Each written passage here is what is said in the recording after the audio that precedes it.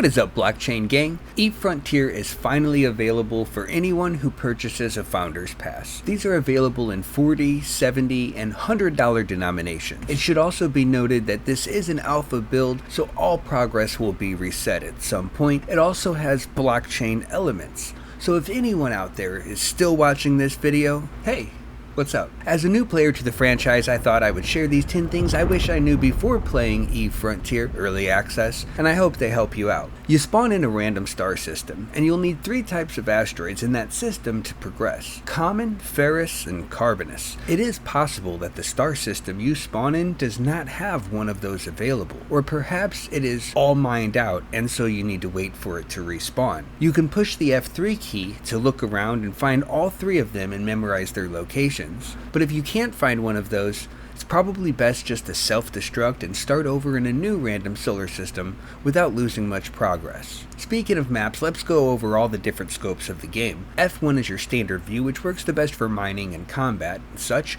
F2 is good to zoom around and see the entire area if you're searching for the location of something or random loot floating around space. F3 gives you a system-wide view, while the M key opens up the entire universe map. Your mining lens is a weapon. This is embarrassing, but I played the entire free play test without knowing that you can attack drones with your mining laser. It is not nearly as effective as other weapons, but it will help you in the early parts of the game, since you need to hunt drones down to craft your next spaceship. The only way your weapons will mine or attack is if you push the X key in order to target something. You can also click the target icon, and you're able to have multiple targets at once, but only one of them in focus. All weapons deplete ammunition, so it's helpful to have additional munitions, so that way you don't ever run out in the middle of a fight. Don't refine everything all at once. Much of the crafting in this game requires a mixture of both refined and raw resources, so if you refine more than you need, you'll end up kicking yourself when you have to go back and mine extra raw resources. Carbon is the most essential resource, at least in the early game,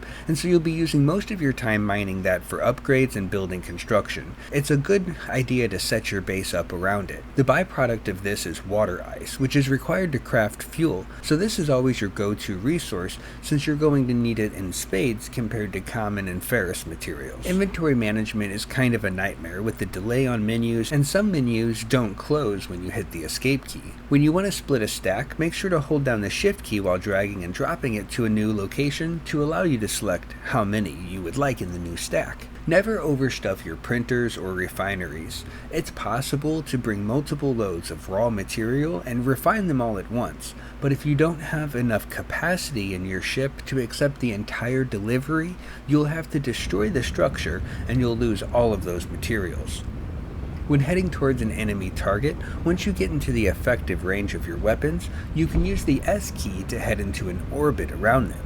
This will make it much easier to dodge their incoming attacks as opposed to if you were a static oncoming target. It's much quicker to get around using the H key to bring up a list of your personal structures and then right-clicking on the one you would like to warp to instead of using the star system map to locate your base. And that's it, folks. Those are the 10 tips I wish I knew before playing Eve Frontier. If I made any mistakes or left out any critical info for a beginner, please let me know in the comments.